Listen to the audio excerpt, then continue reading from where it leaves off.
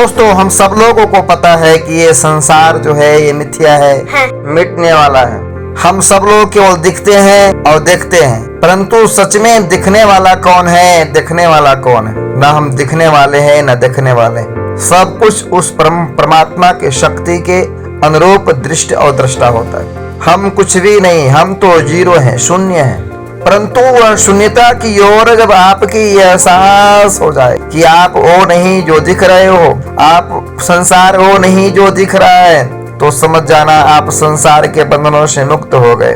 आप संसार के पीछे इसलिए भागते हो तो क्योंकि वह जो दिख रहा है वह आपको सत्य की प्रतीति हो, सत्य का भ्रम होता है। परंतु जो वह संसार में आपके दृष्टि के द्वारा जो दृश्य होता है, जो दिखता है, वह कुछ भी नहीं होता। उसका मूल रूप वो नहीं, मूल रूप बोलते हैं, मूल रूप तो परम तत्व परमात्मा है, जो अपने ही जैसे मकड़ी अपने ही अंश से पूरे जाल को बनाता है, उसी प्रकार से यह संसार परमात्मा ने ही अपने ही अंश से पूरे संसार को बनाया। इसीलिए मूल तत्व जो है वह तो परमात्मा ही है। इसलिए हम जितने भी हैं वह सब परमात्मा के ही छोटी सी कण है।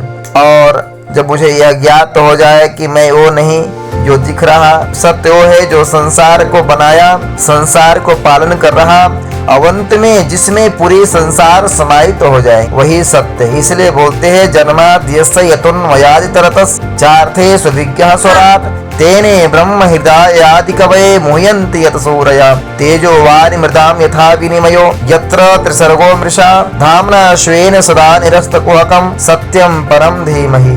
वह सत्य कौन है? वही सत्य जो संसार को उत्पन्न किया, वही संसार को पालन कर रहा है और वही अपने पूरे संसार को अपने में ही समाहित कर लेता है। वह सत्य जो निरंतर एक ही अवस्था में सत्य अपनी सत्ता को चलाता है, वही सत्य परम ब्रह्म। उसी सत्य तत्व को हम कहते हैं भगवान, ब्रह्म, परमात्मा और अनेक नाम से हम संबोधन करते हैं। परंतु वह तत्व को हम जान नहीं पाते। वह परमात्मा को, उस तत्व को जानना ही हमारा परम लक्ष्य है। जीवस् तत्व जिज्ञासानार्थो यश्चेह कर्म भी।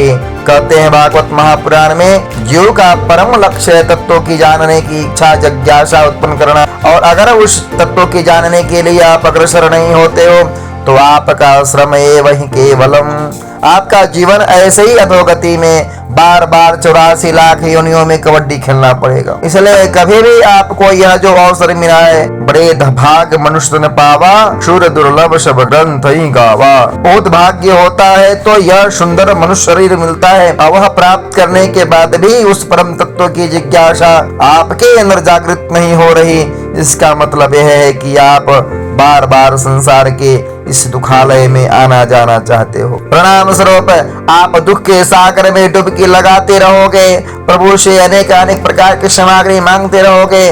जब वो आपकी संसारिक संपदा मिलेंगे, संपदा तो दिखाने में आनंद के सागर प्रतीत होगा, परंतु उसके अंदर में केवल दुख का ही अनुभूति, दुख का ही गगरा भरा होगा। इसलिए जीवन काल में आपको कभी भी भगवान से, परमात्मा से कुछ मांगने के विलासा जागृत हो तो आप भगवान को ही मांग लो।